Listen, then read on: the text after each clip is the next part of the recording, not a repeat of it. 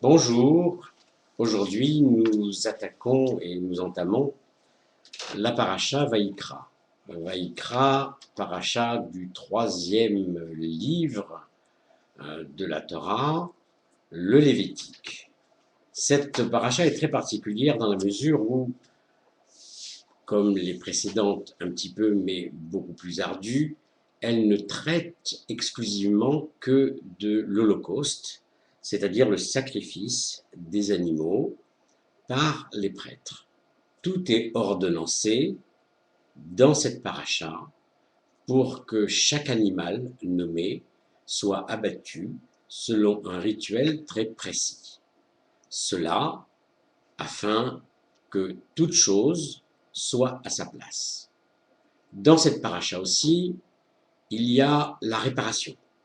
La réparation que chaque individu commettant une faute minime ou majeure doit réparer par le sacrifice d'un animal présenté par le pontife.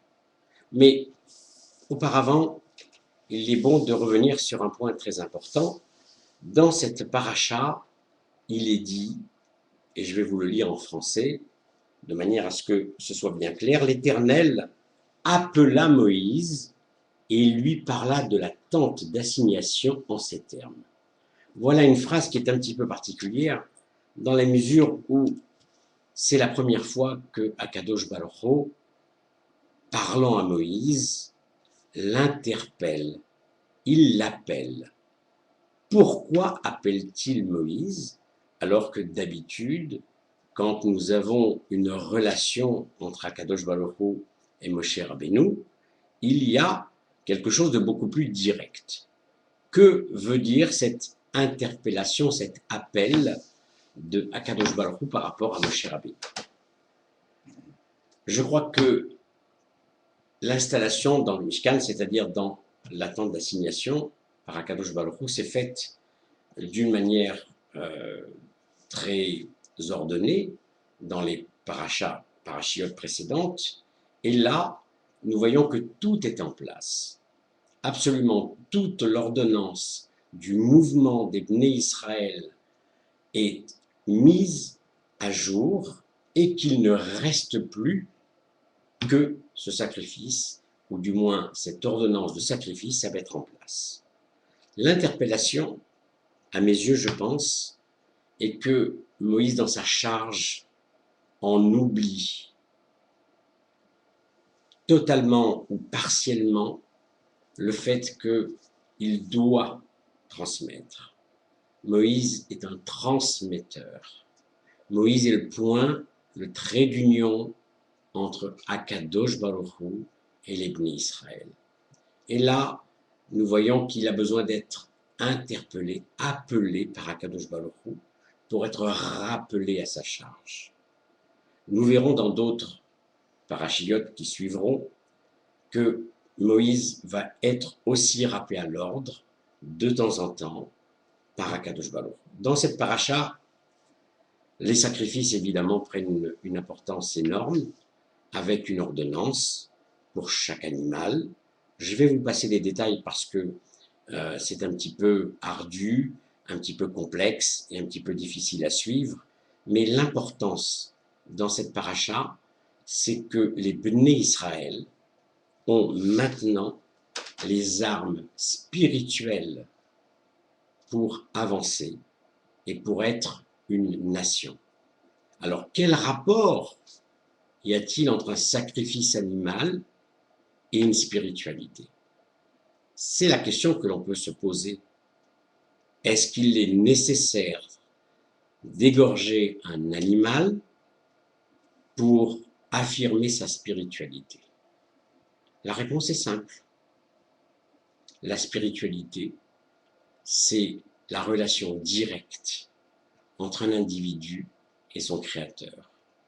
Mais cette relation directe ne peut jamais être mise en place sans la soumission totale de l'homme par rapport à son créateur. Et qu'y a-t-il de plus beau, de plus magnifique pour un homme que de faire plaisir à son Créateur. Car dans cette paracha, il y a une phrase qui est très symbolique. Je vais vous la lire en français, et elle est très étonnante. Que vient faire cette phrase dans un contexte d'holocauste, de sacrifice d'animaux? Cette phrase est « Les fils d'Aaron feront fumer ces graisses sur l'autel, près de l'holocauste déjà placé sur le bois du brasier. Combustion d'une odeur agréable au Seigneur. » Il y a encore une autre dimension qui intervient. Est-ce que Akadosh Baruch Hu a besoin de humer l'odeur de la graisse animale pour être satisfait? À qui va-t-on faire croire que le Créateur a besoin de voir brûler des graisses? Non, le contexte est beaucoup plus lié par rapport à l'homme.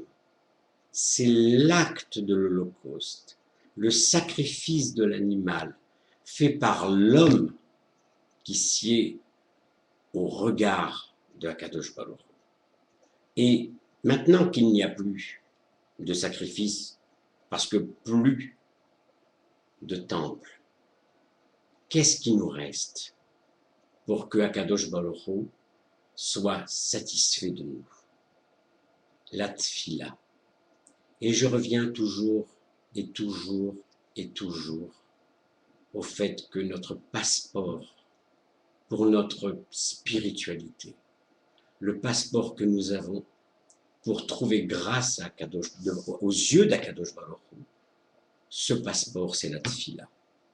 Sans tfila, pas de relation avec Akadosh Baruch Hu. Sans tfila, pas de relation entre nous, Bnei Israël. Sans tfila, incapacité pour nous de nous affirmer en tant que peuple. Vous voyez que partant d'un sacrifice ordonné par Akadosh Baruch Hu, donné au Kohanim, nous avons cette continuité extraordinaire depuis des millénaires qui fait que nous n'avons jamais, jamais, jamais lâché la foi qui nous anime. Akadosh Baruch Hu est notre Créateur. Il est un.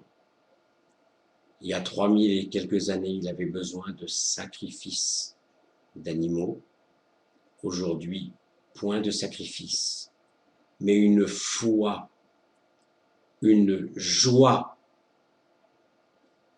de combler le vide qu'il y a entre nous et lui par la prière. La prière, c'est ce qui nous mène à Dieu. La prière, c'est ce qui nous donne la force dont nous avons besoin pour avancer dans ce monde. Voilà, cette paracha est très particulière. Elle ne parle que de sacrifice, pratiquement. Il y a ensuite l'ordonnance des fautes à réparer en fonction du fautif. Un prêtre, un chef, un individu, chacun doit payer son tribut pour retrouver grâce aux yeux d'Akadosh Baruch Hu. Je ne voudrais pas terminer ce tout petit commentaire de cette paracha sans vous dire qu'il y a quelque chose de très important dans l'existence. Nous avons, nous aussi, à faire des sacrifices. Et notre premier sacrifice, c'est de faire abstraction totale de tout orgueil, de toute pensée négative et d'aller vers les autres, de tendre la main aux autres, d'aller chercher les autres.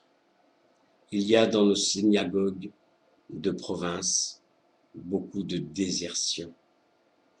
Notre sacrifice aujourd'hui, c'est pas d'abattre un animal. Notre sacrifice à nous, c'est de faire, je vous dis, abstraction de notre propre personnalité pour aller, tel un chercheur d'or trouver la pépite du judaïsme dans le cœur de ceux qui ont oublié qu'ils sont juifs. Ramenez vos frères à la religion. Ramenez vos frères dans les synagogues. Ramenez vos frères sous la tutelle et la protection d'Akadosh Baruch. C'est le message de Vaïkra. Allez chercher ceux qui sont en perdition et ramenez-les à la maison. Voilà. Je ne voudrais pas terminer sans encore faire un petit clin d'œil. Nous l'avons fait il y a quelques semaines à Laurence, dont je me tairai encore le nom, pour lui dire que nous sommes très heureux de son avancée, que tout aille bien pour elle, qu'elle se porte bien et qu'elle continue à avoir la foi en Akadosh Baruch. Je vous souhaite une très bonne semaine et peut-être à la semaine prochaine.